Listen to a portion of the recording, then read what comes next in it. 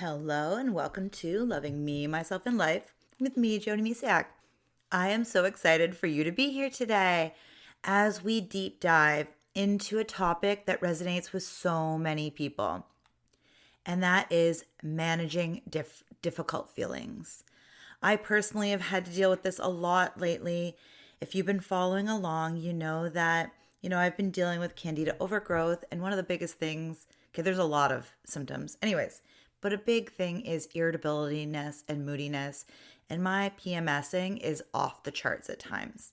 So I've had to really be mindful of how I'm handling my feelings or managing them because let's just be honest here, I haven't been always managing them well through this. So it made me really think that if I'm having struggles with this, that, I should share about this and help you get through this as well because feelings are there. Anyway, so they're nothing to be ashamed of. But how do you manage them? Whether you're driving, cooking, or just taking a moment for yourself, I encourage you to settle in and really connect with this conversation we're about to have. Today, we're going to talk about the heavy emotions that can sometimes feel overwhelming: sadness, frustration, anger, and even the lingering sense of being lost. And I've been there a lot myself. These feelings are a part of our human experience, but the way we respond to them can make all the difference in our journey towards living an authentic life. So grab a cup of tea or a coffee or a nice glass of water, whatever makes you feel good.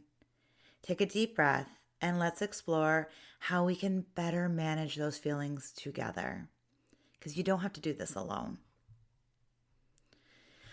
So let's start by acknowledging something important. I already talked about it briefly 2 seconds ago, but let's really get into this. It's okay to feel. Even more so, it's not just okay. We're human. We are designed to feel. It kind of lets us, gauge things. In a world that often encourages us to be happy all the time, we can sometimes forget that our emotions are valid, no matter what they are. Difficult feelings are not our enemies. They are natural responses to life's challenges. And I know personally, I used to think that I had to be happy. And I always showed up and pretended to be happy. The fake it till you make it. And the whole law of attraction. So I thought if I pretended to be happy, I'd be happy. And I got lost in this, if I'm on a good vibration. But the truth is, I wasn't actually at a good vibration. I was just faking it. So deep down, I was miserable. And that's actually the vibration I was actually living from. So even though I looked on the outside super happy, super energetic, deep down, I was a miserable person, really feeling alone and lost and really angry and upset because no one knew what was going on. So back to you. Think about it. When you feel overwhelmed, sad, or frustrated, what's the first thing you want to do? Most of us just want to push those feelings away. Like, I don't want to feel that right now. You try to ignore them or mask them with distractions. Or for me, like I said, I took it a different path and just pretended to be happy. But what if I told you that embracing those feelings could lead to a deeper understanding of yourself? When you allow yourself to truly feel, you really open that door to healing and growth. It's like a beautiful flower that needs to bloom in its own time. We can't rush the process, and that's perfectly okay. One of the most powerful tools we have in managing difficult feelings is self-compassion. Now let's, dive into that deeper. What is self-compassion? It's about treating yourself with kindness and understanding, the same you would to a friend. When you're feeling low, how often do you find yourself being your own worst critic? I know I have, right? Like, who hasn't been there where you're having a bad day and then instead of nurturing yourself, you're beating yourself up? We can be so hard on ourselves. Instead, I want you to practice speaking to yourself gently. When you feel overwhelmed, try saying something like, "It's okay to feel this way. I'm here for myself." Or ask yourself, "What do I need right now?" So it's not about what you did, but what you need. I think back to like when my kids get emotional or really angry, normally they're hangry. Like there's either two things my kids need. Either they need to go to bed because they haven't been sleeping well, or, it's just bedtime, or they need to eat. And sometimes it goes deeper. There's definitely deeper. But you need to ask yourself, what do you need? Just taking that pause, like, what do you need?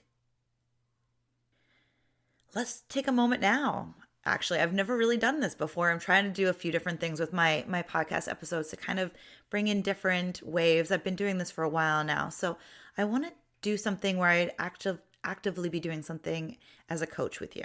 So let's take time to practice together. I invite you to close your eyes. If you can. If you're driving, obviously don't close your eyes. Or if you're doing the dishes. But if you can, close your eyes. Take a deep breath and repeat after me. I am enough. My feelings are valid and I deserve compassion. One more time, just for good measure. I am enough. My feelings are valid and I deserve compassion. Beautiful. Great job. Remember that self-compassion is not about dismissing your feelings. It's about acknowledging them without judgment. Now think about if a child of yours came to you and talked to you about their feelings, or a friend was sharing. We normally don't judge other people, but it's so easy to judge ourselves. I feel like it's just, it's how we've been brought up. Anyways, that's a different conversation for a different day. But just remember, acknowledge it without judgment. Now let's dive into some cool practical tools that you can use to manage these difficult feelings. These strategies have worked wonders for my clients and for my own life, and I hope they resonate with you as well. Now, like I've always said, I'm going to share things and you take what feels right to you and leave the rest. All I ask is that you try it at least once or twice. Give it a shot, or at least listen from within and see if it feels right to you. And it's not about,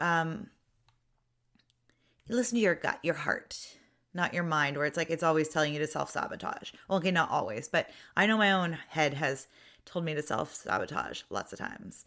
It's listening from within. Sorry, there we go. I got out the right word. Listening from within. And it's really important to find what feels good to you. So as I share these, just see what resonates with you and then leave the rest behind, or, maybe give it a shot. But if it doesn't work, it's okay. It's not something to be judgy about, why doesn't this work for me when it works for somebody else? It's about finding what works for you. Because like I've mentioned many, many times, we are all different, unique, and beautiful, and you got to find your own flow and groove in this world. So I'm just going to share lots of practical things you can do. So one that I've mentioned many, many times is journaling. Why? Because it's a oh my goodness, there we go again. My tongue and my mouth not together. It is a fantastic way to process emotions. Grabbing a notebook, getting your thoughts out on the paper. You can write about what you're feeling, what triggered those feelings, and how they affect your daily life. The act of itself of putting a pen to paper can really just provide clarity and help you gain insights on your emotional landscape. It just really can go deeper. And like I've mentioned before, I've had it before where I knew something was wrong, or maybe I didn't even know something was wrong. Actually, let's go with that because I've had both. Let's go to the one where I didn't know, but I was making a commitment to journal every day to create a habit. And I was like, I don't have anything to write about today. And I just literally wrote that down in my journal. I don't have anything to write. I don't know if I'm feeling anything. And then emotional flood works. Like it just, the dam burst open and there's a whole pile of feelings. I didn't even know we were sitting there. So just the act of sitting down, grabbing your pen, and just, even if you don't know what to say or write, you just start. I'm like, I have no idea what I'm going to write today, and see what happens. Also, you can make it fun. Like you can think of your journal as a best friend of yours. Give it a name if you want. Like really, because really embrace what works for you. Because then you can start with, like, instead of Dear Diary or Dear Journal, you can have that person's name as your journal, like whatever really works for you. But it's finding what feels good to you. I personally just write like, hey, it's me again, or whatever. But I've actually never named it, but it was something that came up for me today where I'm like, right, you could take it even deeper. And I've always said it is a good friend of mine. Whenever I need to share my feelings, I know my journal's there to listen. And it's a really, really beautiful way to work through feelings for sure. And other things, but we're talking about feelings today and emotions. So another practical tool is mindfulness and meditation. Mindfulness practices, including meditation, can ground you in the present moment. When you're feeling overwhelmed, take a few minutes to sit in silence. Focus on your breath and simply observe your thoughts and feelings without judgment. This practice can help you create space between yourself and your emotions, allowing you to respond instead of react. Because haven't we all been there before, where we react instead of respond? Like I know I've reacted more than respond a lot. And it's really just grounding ourselves in the present moment so we can look at things differently. Now, another one will be something else you hear me say over and over again, is physical movement, or moving your body in a loving way. As a yoga teacher, I can't stress enough the importance of moving your body in whatever shape or form you enjoy.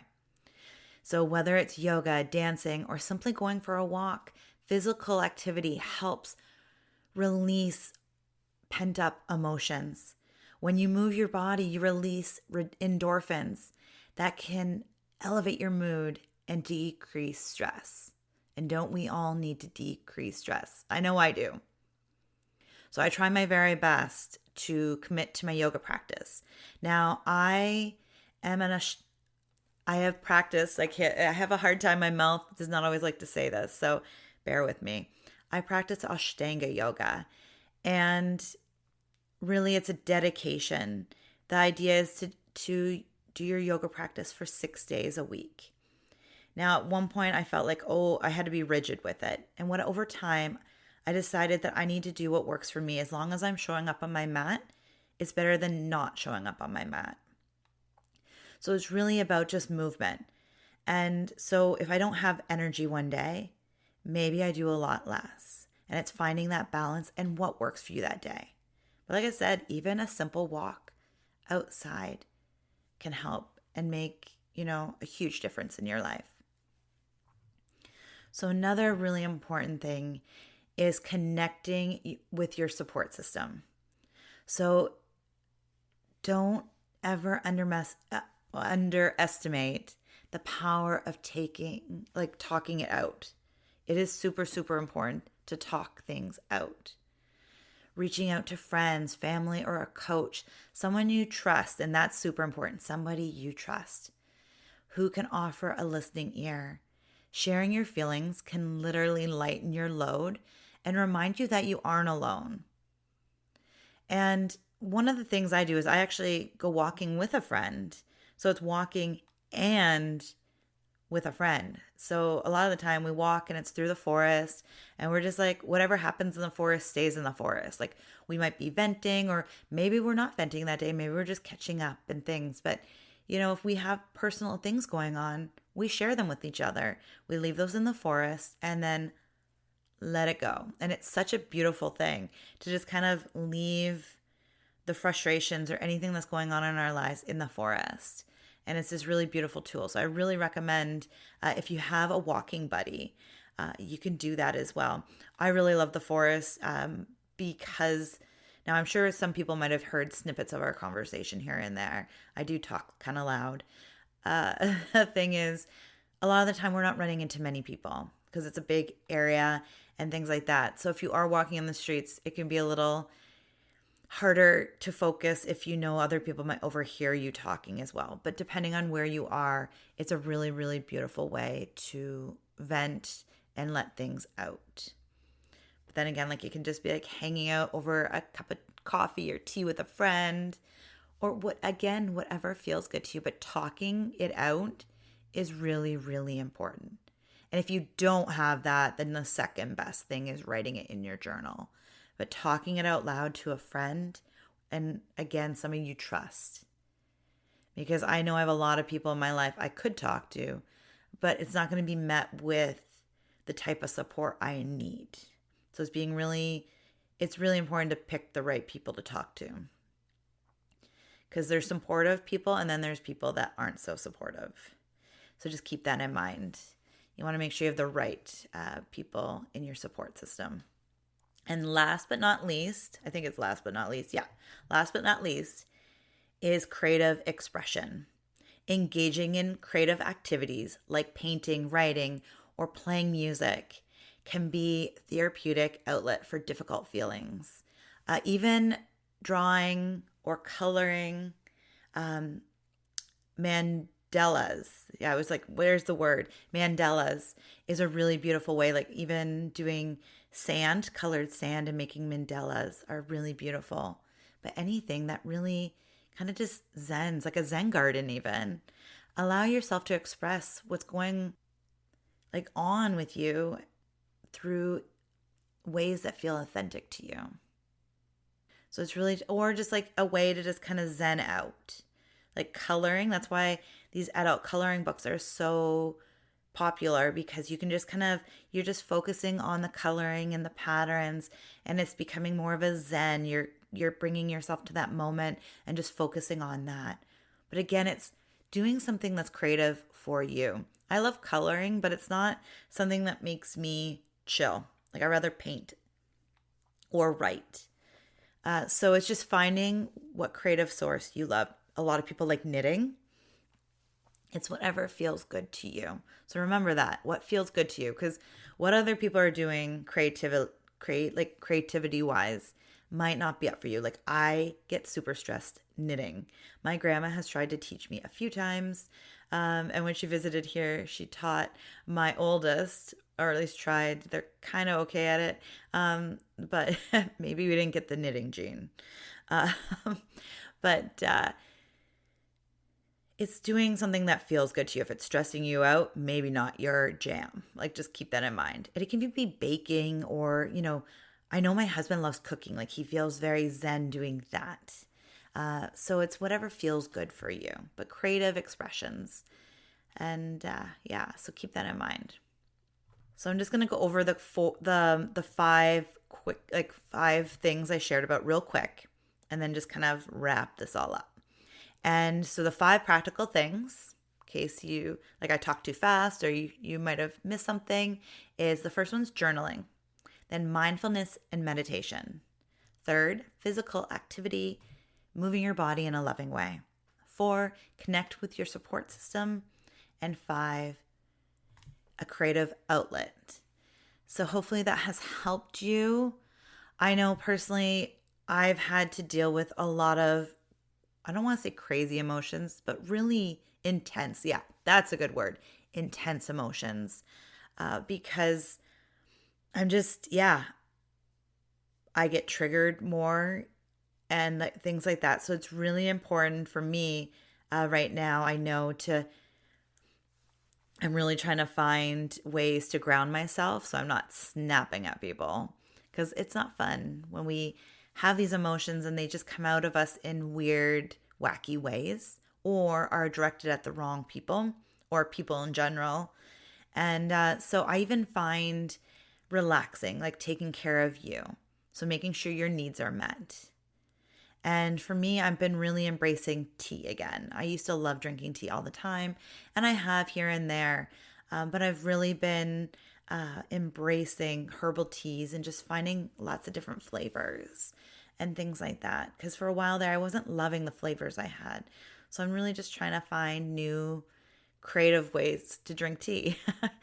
So it's just thinking about what you need and what can relax you, and knowing that it's okay to look at your feelings and to feel those feelings, and remember to look at them and welcome them in without judgment.